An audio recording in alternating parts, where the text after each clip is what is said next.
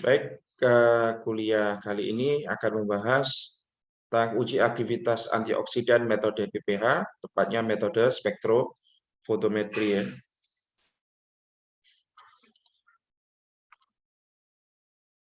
Jadi sebenarnya apa itu DPPH? Jadi kepanjangannya DPPH itu adalah diphenyl picril hidrazil, atau kalau di Indonesia kan 1,1 diphenyl 2 picril hidrazil, ya. Jadi nama kimianya, ya. Jadi DPPH itu adalah radikal bebas sintetis, ya. Jadi bukan radikal bebas yang endogen. Dan dia itu stabil jika dibandingkan dengan radikal bebas alami yang endogen. Jadi keberadaan radikal bebas alami itu di tubuh kita itu hanya sekian detik, bahkan sekian milisecond, ya, sepersekian detik. Ya, jadi agak sulit, ya, mengukur keberadaan radikal bebas pada tubuh kita, ya. Meskipun beberapa metode-metode itu bisa, ya, misalnya dengan menggunakan kromatografi cair kinerja tinggi ataupun menggunakan biosensor, ya. Kemudian DPPH itu radikal nitrogen atau struktur kimianya itu memiliki pusat nitrogen, ya. Dan DPPH ini larut dalam etanol atau metanol, ya. Dia akan memberikan absorban maksimal pada lambda sekitar 510 sampai 520 nanometer. Ya.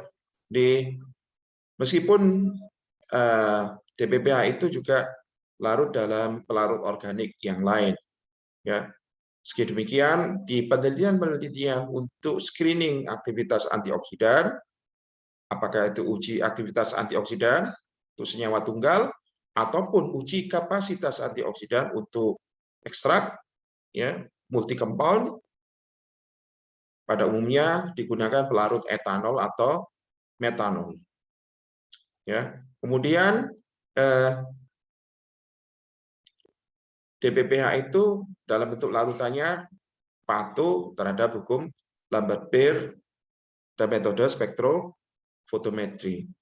Ya, kemudian ini adalah struktur kimia dari DPPH, ya. Dan dengan berat molekul 395,3 mol, ya, gram per mol, ya. Dan di sini adalah pusat radikalnya, ya. Baik, jadi ini adalah gambar spektra dari DPPH, ya, radikal DPPH. Ya, jadi radikal DPPH itu dalam bentuk larutannya, larutan dalam etanol maupun metanol, dia itu berwarna ungu, ya, ungu tua, ya, deep purple, ya, ungu tua, ya. Nah, ketika dia bertemu atau bereaksi dengan antioksidan, ya, maka dia akan berubah menjadi DPPHH, ya, diphenyl picril hidrazin, ya. Anda lihat di sini, ini adalah lambda max dari DPPH, ya. Jadi ini adalah spektra, ya, sinar tambah DPPH, ya. Jadi ini adalah panjang gelombang. Jadi dia di sekitar 500 sampai 520, ya, lambda max-nya. Beberapa jurnal menggunakan lambda max 517. Ya, sebagian jurnal yang lain 515, ya. Saya sendiri biasanya menggunakan 517. Dan itu biasanya bisa kita cari, ya, dengan cara apa? Dengan screening, ya. Jadi kita buat larutan DPPH, biasanya kadar 0,004%, ya, larutan dalam etanol atau dalam metanol, kemudian kita lakukan scan wavelength, ya, scan panjang gelombang, ya. Biasanya pada sinar tampak saja ya. 300 sampai 600 ataupun 800 ya dalam gambar ini ya. Dia akan membentuk kurva seperti ini. Ya. Dan ketika bereaksi dengan antioksidan, Anda lihat di sini ya, puncak dari DPPH ini akan turun ya. Ya. Ya, jadi ini adalah mekanisme reaksi ya antara radikal DPPH dengan antioksidan ya. Jadi ini larutan DPPH ya 0,004% itu ya. Dia akan berwarna seperti ini, kemudian direaksikan katakanlah dengan suatu bahan uji ya, biasanya ekstrak ya ataupun fraksi ataupun senyawa tunggal ya, antioksidan ya. Nah, antioksidan tadi akan meredam radikal DPPH ini dengan menyumbangkan elektron ataupun menyumbangkan proton untuk menetralkan radikal hidrogennya ini. Ya, dia akan terbentuk DPPH tereduksi ya. DPPHH ya. Ya. Dia akan berwarna kuning jernih begitu ya. Fenilpikrilitrasin ya. Jadi seolah-olah kita itu menguji aktivitas antioksidan dengan metode DPPH itu seolah-olah kita sedang melakukan titrasi antioksidan ya. Jadi titik akhir titrasinya itu ketika seluruh molekul radikal DPPH ini menjadi DPPH yang tereduksi atau difenilpikrilitrasin. Ya. Kemudian ini adalah lini masa ya, uji antioksidan metode DPPH itu ya. Jadi metode DPPH itu pertama kali dikembangkan oleh Blois tahun 1958 ya. Di Blois itu meneliti aktivitas antioksidan sistein HCl ya, asam amino, kemudian juga glutathione dan beberapa amina aromatis aktif dan juga vitamin E gitu ya, dengan menggunakan radikal DPPH. Ya, kemudian selama kurun waktu setelah Blois itu ya, ada beberapa penelitian ya, misalkan penelitian oleh orang Jepang itu ya. Kemudian tahun 1995 itu ya, Brands and William itu mengenalkan parameter EC50 ya, effective concentration median ya. Jadi dan juga memperkenalkan kinetika reaksi ya, berbeda dengan Blois ya. Dan Brands and William ini menguji 20 senyawa alami ataupun sintetik ya dengan menggunakan metode DPPH ya. Parameter EC50 nanti kita akan lihat. Kemudian Bondet et al. Yang Bondet dan kawan-kawan tahun 1997 ya meneliti senyawa tunggal bahan alamnya BHT ini sintetik ya, kemudian bahan alam misalnya eugenol yang banyak terdapat pada cengkeh dan iso-eugenol. Kemudian selain itu Bondet itu juga menetapkan konstansa kecepatan reaksi dan juga kinetika ya, sama seperti Brand William, dan energi aktivasi juga. Kemudian Sanchez Moreno tahun 1998 ya, puncaknya banyak penelitian buah-buahan gitu ya, senyawa polifenol ini diketahui bersifat antioksidan ya, dengan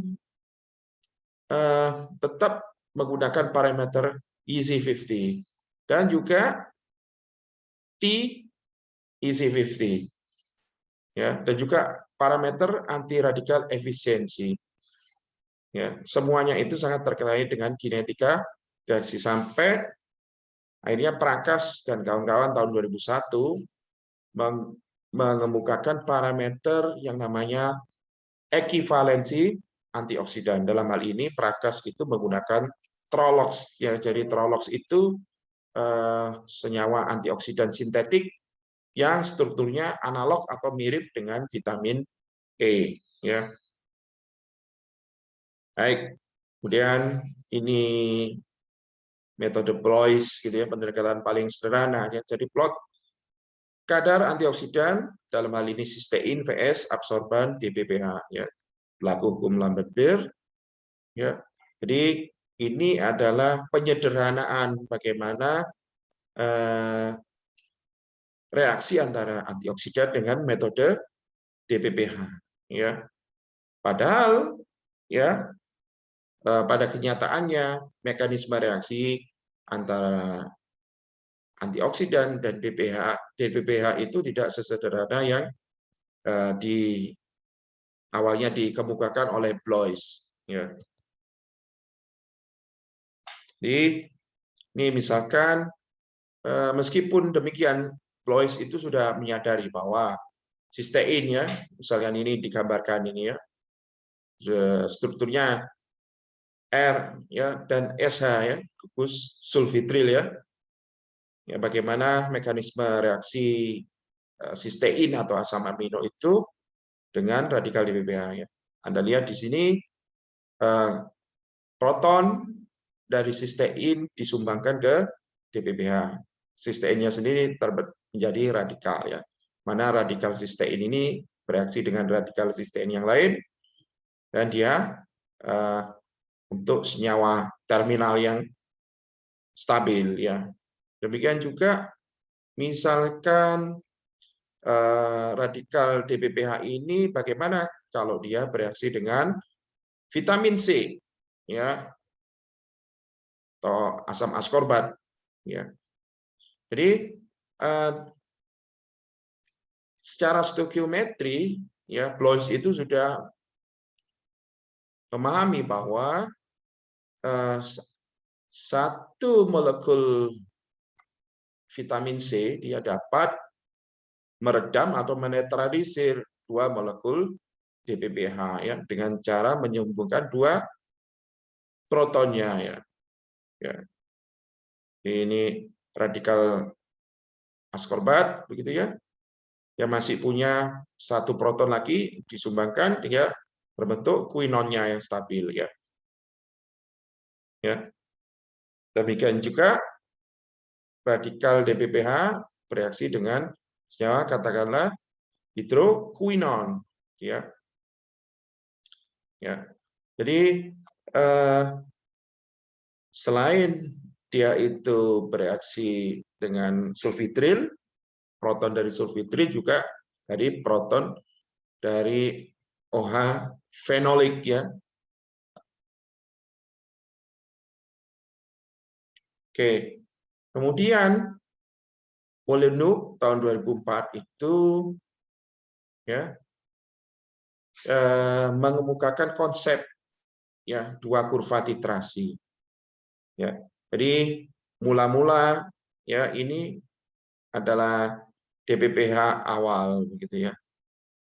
DBPH awal kemudian ketika kita reaksikan dengan suatu reduktan dalam hal ini adalah antioksidan, gitu ya, kalau kita tingkatkan kadarnya dia akan terus turun dari radikalnya itu akan turun. Sementara jumlah dari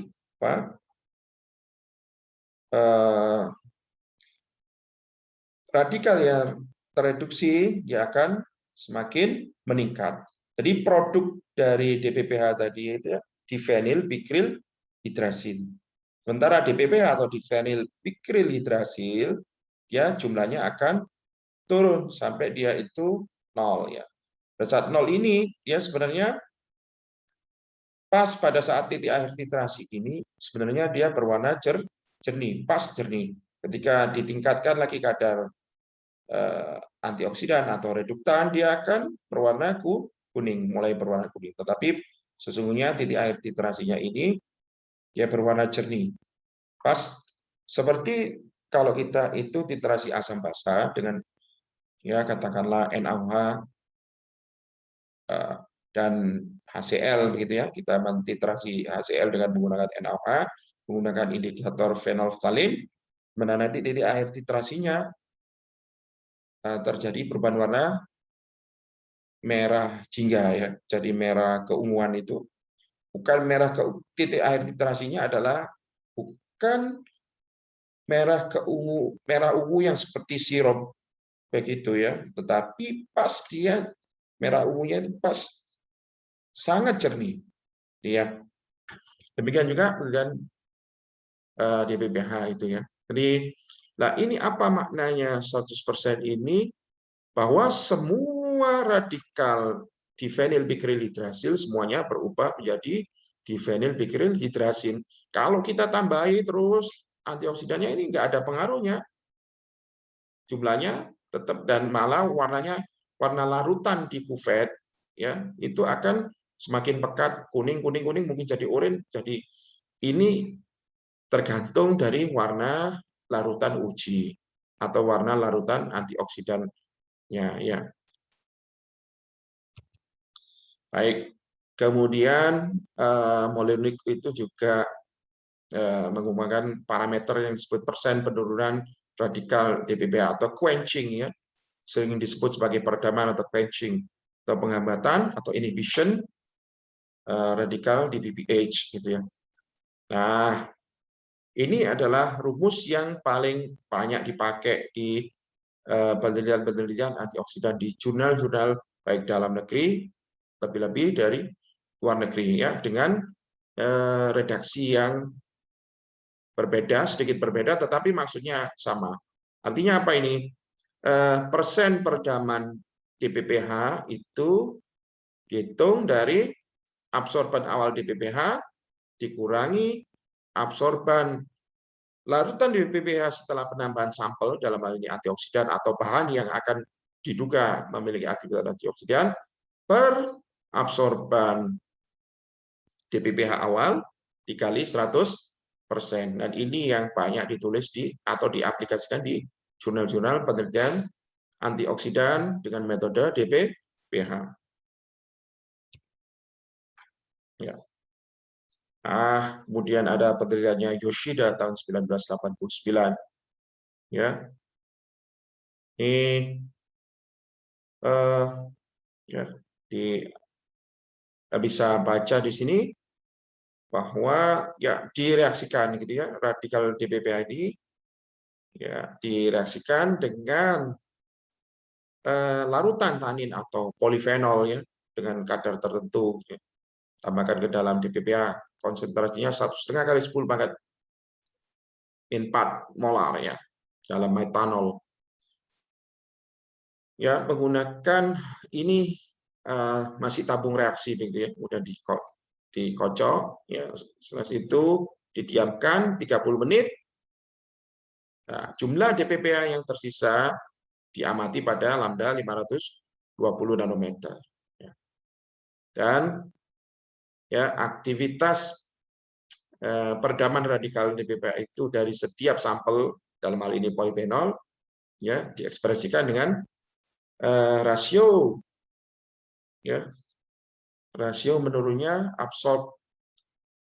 absorban ya DPPH dalam persen relatif terhadap absorban 100% larutan DPPH tanpa adanya polifenol atau dalam hal ini kontrol. Ya, pertanyaannya apakah ini sama atau metode yang berbeda dengan yang diuraikan oleh Molyneux sebelumnya. Baik, kemudian Molyneux juga mengingatkan ya bahwa ketika kita itu menguji antioksidan dengan metode DPPH itu, kita itu perlu menggunakan kontrol positif. Harus ada pembandingnya. Ya, kontrol positif itu apa? Senyawa antioksidan, ya baik itu sintetik maupun alami ya. Vitamin C sama ascorbat, vitamin E itu meskipun bisa dibuat dengan secara sintetik, pada dasarnya mereka ini adalah antioksidan alami atau antioksidan endogen dalam tubuh ya. Kemudian, mengapa kita menggunakan kontrol positif untuk membandingkan? Kita itu ingin menjamin bahwa prosedur yang digunakan itu bekerja dengan baik ya. Kalau misalkan kita uji vitamin C dengan kadar tertentu atau vitamin E dengan metode PPH, ternyata vitamin C ataupun vitamin E itu tidak meredam radikal di PPH, berarti ada yang salah dengan prosedur kerja kita ya. Itu gunanya kontrol positif ya. Lalu kalau kontrol negatif apa gunanya? Ya, kontrol negatif ini apa? Kontrol negatif itu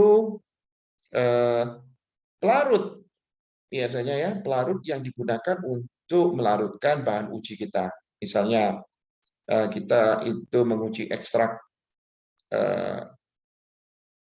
etanol dari daun jambu biji atau dari buah apa gitu ya. Kalau buahnya kita buat ekstraknya itu jus misalkan, maka kontrol negatifnya hanya air ya atau aqueous. Kalau ekstraknya itu dilarutkan etanol, maka kontrol negatifnya hanya etanol ya. Baik. Kemudian kita melihat parameter uji antioksidan selanjutnya ya. Jadi brand Williams dan kawan-kawan tahun 95 itu berjasa ya atau mengusulkan bahwa tidak bisa nih kita itu seperti titrasi begitu aja untuk menguji aktivitas antioksidan metode DPPH itu, bahwa hanya antioksidan ditambah DPPH diukur pada menit tertentu sudah ya. Di penelitian yang Jepang tadi itu 30 menit ya, atau di Blois tadi diukur pada saat 30 menit. Lalu bagaimana? Kenapa harus 30 menit? Kenapa? Ya, maka Brand and William itu membuat kinetika ya, kinetika, dan mereka menguji beberapa antioksidan ya, senyawa antioksidan ya, dalam hal ini misalnya vitamin C begitu ya, dan juga menguji berapa ya menggunakan kadar yang berbeda ya, dan dibuat plot ya, hasilnya diplotkan ya, dibuat kurva maksudnya diplotkan itu ya. Jadi kinetika itu mengamati absorban, atau dalam hal ini sudah dimasukkan rumus tadi itu yang A0 min AC per A0 kali 100% tadi itu, dihitung di sini persen DPPH yang tersisa ya. Jadi sumbu Y-nya adalah persen DPPH yang tersisa. Ini ada sumbu X-nya adalah waktu. Kita lihat di sini ya. Vitamin C misalkan, menurut Brand William itu termasuk kinetika cepat. Anda lihat di sini ya. Pada kadar tertentu ya, pada kadar yang makin besar, pada kadar 0,49 mol begitu ya, hampir ya sepersekian detik itu sudah semua molekul DPPH itu habis semua ya, habis mendekati nol gitu ya, mendekati nol ya. Kadarnya kecil itu masih bisa diikuti kinetikanya ya. Jadi berapa persen gitu ya, tersisa misalkan tersisa 40% kalau kita menggunakan kadar vitamin C 0,3 ya. Kemudian guaiacol misalkan ya, nanti Anda bisa cek sendiri bagaimana struktur guaiacol itu. Menurut Brand and Williams itu termasuk antioksidan dengan kinetika lambat ya. Anda lihat di kurva di bagian kurva guaiacol ini, sumbu X-nya waktunya dalam ratusan menit ya kan. Jadi dia lambat gitu ya, meredam DPPH-nya itu dia rambat ya. Jadi kalau pada kadar kecil dia kan turun sedikit DPPH-nya itu ya. Sampai 300 menit berapa jam itu? 5 jam ya. Itu hanya tersisa DPPH-nya sekitar 60%. Ya, pada kadar tinggi, kadar 5 itu baru dia hampir 0% itu dicapai pada waktu 100 menit. Ya. Kinetika lambat Guayakol. Oke. Kemudian Brand William itu juga tadi di awal tadi saya sebutkan ya, mengatakan bahwa aktivitas antiradikal itu adalah jumlah antioksidan yang dibutuhkan untuk menurunkan jumlah radikal DPPH awal menjadi 50% atau EC50 ya, median effective concentration ya. Jadi kemudian Brand William dan kawan-kawan itu juga selain menetapkan parameter EC50 ya, ini EC50 itu misalnya mereka menguji zingeronon ya. Ini rasio antara zingeronon ya, rasio mol antara zingeronon dengan jumlah radikal DPPH ya. Ya di VS-kan dengan persen radikal DPPH yang tersisa pada saat steady state. Ya, jadi penentuan EC50 harus dilakukan pada reaksi tuna atau steady state. Ya, steady state itu nih ya. Jadi relatif dia itu kadarnya tuna atau stabil dalam jangka waktu tertentu. Ini yang maksudnya steady state ya. Ya, jadi berapa persen? 50% di sini kan? Antara 40 dan 60 ini.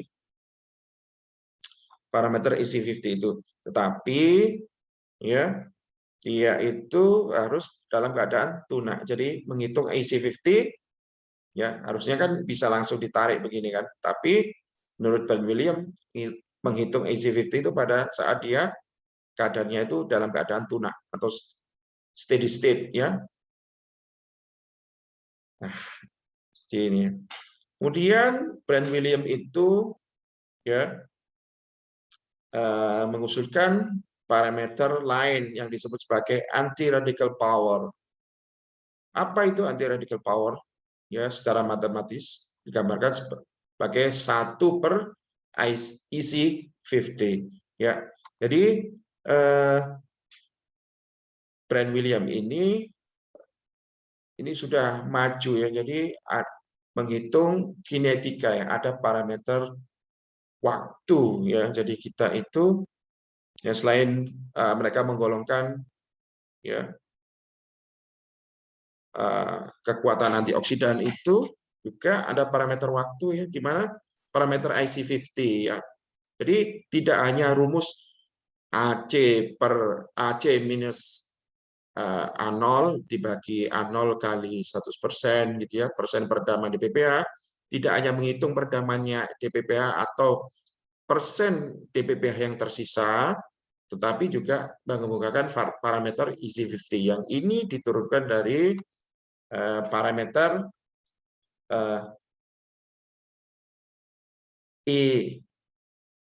ED50 ya, efisien dosis median seperti pada pengujian farmakologi ya. Ya, ada juga parameter IC50 ya. Di jurnal lain dikatakan IC50, maksudnya sama saja. IC50 itu inhibition concentration 50. Artinya konsentrasi dari antioksidan atau bahan uji yang mampu meredam 50% atau menghambat 50% DPPH awal. Itu ya. Baik. Kemudian Brand William itu ya juga mengelompokkan ya, jadi bahan antioksidan itu, so, karakteristik antioksidan itu jadi berdasarkan kinetikanya ya. Jadi mereka sebut anti radikal efisiensi ya. Ya, dan ya di sini jadi rapid kinetic behavior atau dia itu kinetika cepat.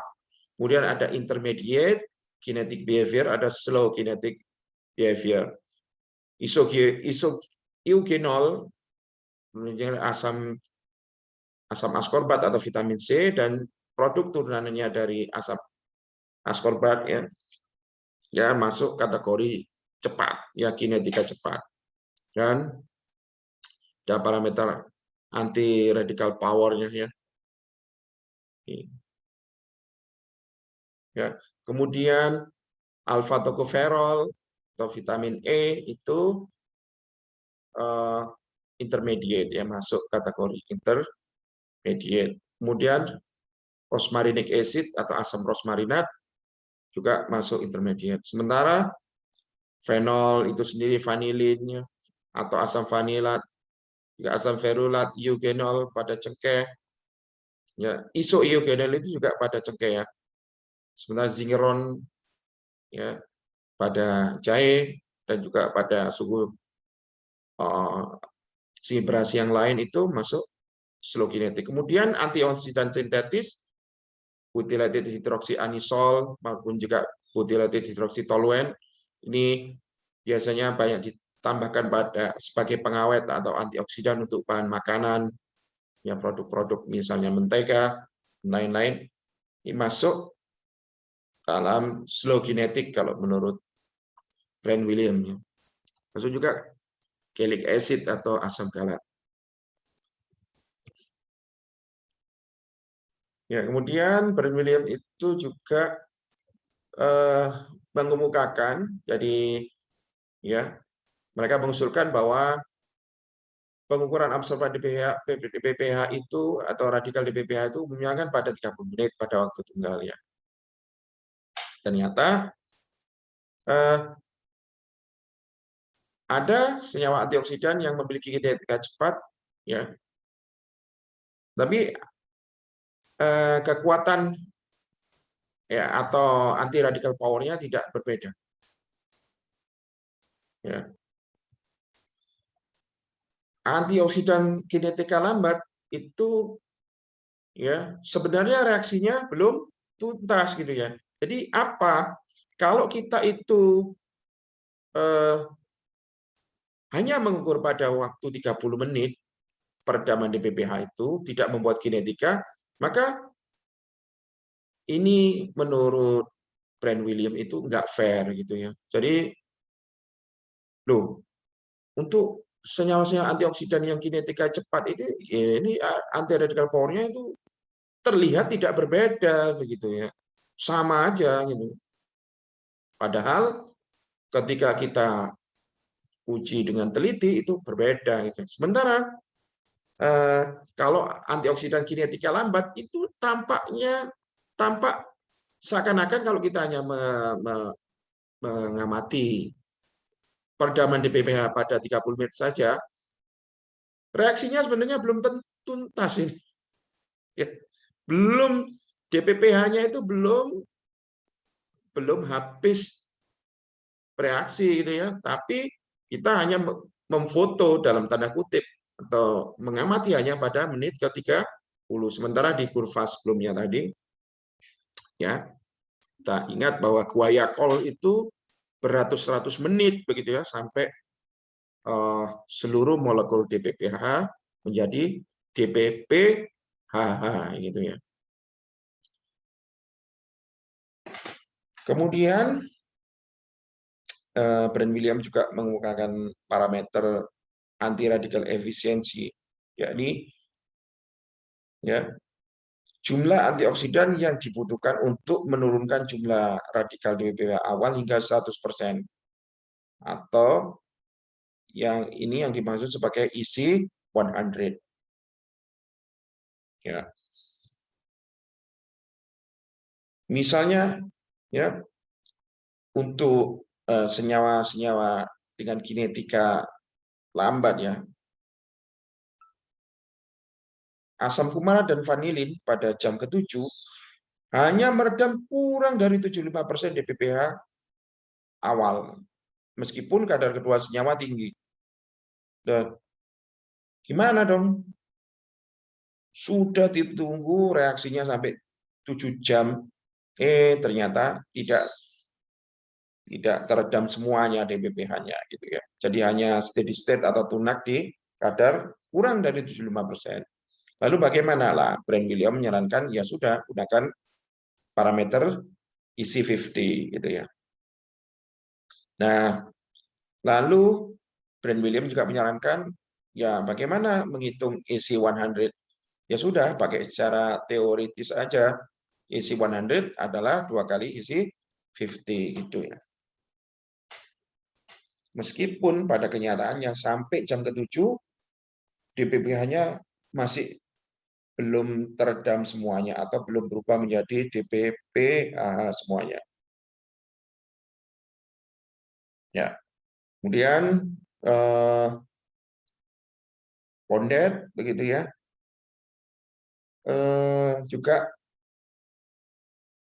ya menguji beberapa senyawa ya katakanlah PHT ya antioksidan sintetis, kemudian eugenol dan eugenol ya. Ya melihat kinetikanya ada beberapa parameter ya. Reaksinya komplit reversible berarti dia bisa kembali lagi. Ya. Kemudian juga parameter termodinamikanya. Ya. Oke, kemudian bagaimana mekanisme reaksi peredaman radikal DPH oleh asam askorbat? Ya ini menurut Brand William ada beberapa tahapan begitu ya. Ya, radikal dia berbentuk ya yang menyumbangkan satu protonnya begitu ya untuk radikal ya dia membentuk senyawa semi dehydroascorbic acid ya sampai dia bentuk dehydroascorbic acid 2 molekul 2 protonnya disumbangkannya jadi kinetikanya 1:2 ya. Demikian juga Pondet itu juga menguji bagaimana kinetika BHT di PPH bersama ya dengan vitamin C. Kemudian Sanchez Moreno tahun 1998 mengusulkan parameter kinetika reaksi antioksidan yang hampir mirip dengan Brand William tahun 95.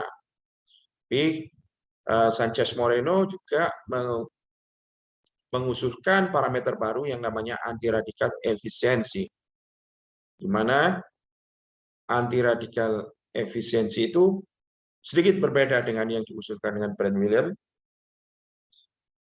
Karena antiradikal efisiensi itu menurut Sanchez Moreno dihitung dari seper EC50 dikali T EC50. Ya. Seper EC50 itu dikenal sebagai potensi antiradikal. Sedangkan T EC50 itu waktu yang dibutuhkan untuk mencapai EC50 pada reaksi tunak. Ya, jadi EC50 itu ya pada keadaan tunak gitu ya. Berapa menit dicapai ya EC50 itu. Ya. Baik, kemudian Sanchez Moreno itu mengklasifikasikan ya senyawa-senyawa antioksidan ya terutamanya polifenol ini ya hampir semuanya polifenol ya gallic acid ya tannic acid, caffeic acid banyak pada kopi ascorbic ya rutin pada daun singkong misalkan kemudian daun jambu biji Ya, ferulic acid, resveratrol ini pada stroberi ya. Juga tocopherol ya vitamin E. Mana gallic acid dan tannic acid itu masuk intermediate kalau menurut Sanchez Moreno. Padahal gallic acid itu masuk kinetika lambat kalau menurut Brand William tadi ya. Ya. Kemudian cavic acid itu rapid, intermediate, sementara vitamin C itu masuk kategori rapid ya, sama ya. Dengan quercetin ya, flavonoid slow termasuk klasifikasinya slow ya. Dan di sini juga di tabel ini Sanchez Moreno juga menjelaskan ya range atau rentang waktu steady state-nya ya dalam menit. Ya. Misalnya kayak vitamin C itu steady state-nya 1 sampai 1,5 menit. Benar-benar cepat ya. Sementara misalkan asam galat 5 sampai 29 menit ya. Quercetin misalkan 6 sampai 75 menit. BHA lebih lama lagi, hampir 2 jam ya. Rutin 23 menit sampai 60 menit. Jadi ini semua apa manfaatnya? Ya. Kita belajar parameter ini, jadi kalau nanti kita akan menguji bahan katakanlah ekstrak ataupun fraksi ya bahan uji kita itu seyogyanya ya kita memilih kontrol positif itu ya tergantung kinetika dari ekstrak kita ya. Jadi kita buat kinetika ekstrak kita terlebih dahulu ya. Sebelum kita menghitung IC50-nya, kita buat kinetika ekstrak kita itu sebenarnya masuk kelas yang apa? Intermediate, rapid, atau slow. Ya, baru kita memilih kontrol positif ya. Apa yang sesuai tergantung karakteristik dari bahan uji kita. Ya, jadi kita uji dulu. Ya. Atau kita juga bisa menggunakan pendekatan fitokimia. Maksudnya ekstrak kita itu kandungan utamanya senyawa apa? Apakah gallic acid, ya, asam fenolat, apakah tannic acid, ya, jadi tanin, yang ini adalah polimer dari asam fenolat ataupun polimer dari flavonoid, begitu ya. Apakah strukturnya itu flavonoid? Apakah glikosida seperti rutin?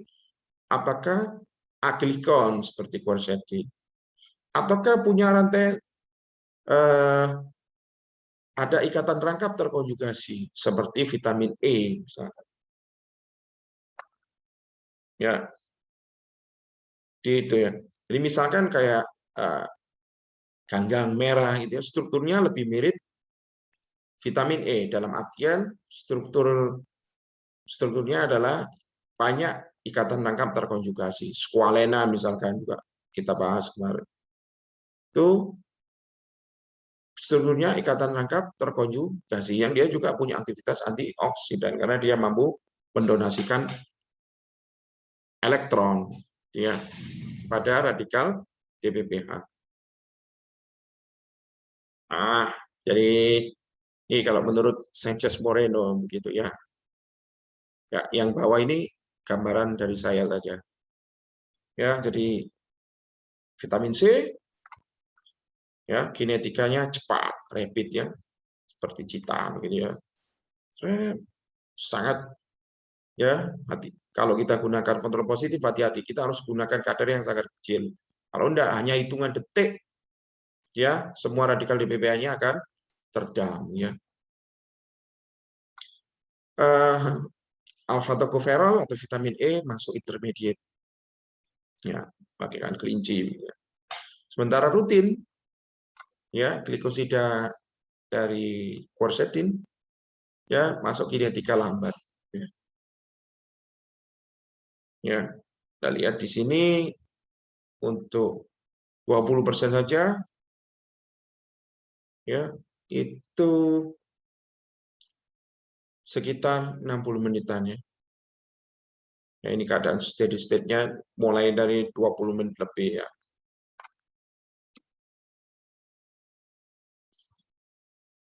Baik, kemudian ya ini adalah parameter anti radikal efisiensi yang menurut Sanchez Moreno dengan mengkombinasikan ya tadi itu rumusnya ya 1/EC50 kali T/EC50 anti radikal efisiensi ya. Kemudian ada parameter baru ya atau klasifikasi baru bahwa medium low, very low, medium low, very high, low ya. Tetap ya vitamin C very high. Ya, efisiensi anti radikal efisiensi ya very high klasifikasinya ya. Asam galat medium ya, cavic acid medium. Setelah yang lain low ya. Oke, kemudian metode Prakash 2001 ya.